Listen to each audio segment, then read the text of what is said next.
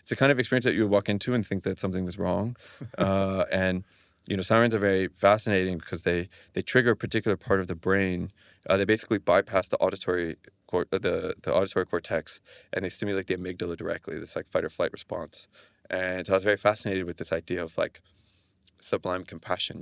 That something that is like you just don't have the mechanical wiring in your thought process to take something that is actually incredibly beautiful aesthetically. I mean, sirens are like the most modernist aesthetic statement that you could possibly encounter, but because it is so alarming, like it's almost unavailable to be perceived in an aesthetic way. And so, just by placing the siren with the kind of like police military equipment in an exhibition space, it kind of forces the audience to bridge that gap. And so, but yeah, it was not very popular with like museum staff and gallery staff, and they would be like, "Oh, like once I would do the install, and then the piece would be running, to be like." Are you serious? I have to show up to work with this playing, and I, since retired from Right. doing that, and I Well, should well, write an speaking of, apology letter. as a New Yorker and as a fellow New Yorker Yeah, now, obviously sirens when you're on your phone on the street, yeah. even with headphones in, with noise canceling, still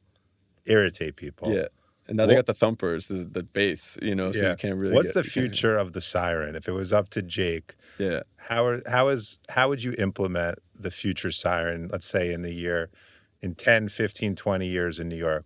What's the direction sirens could be going?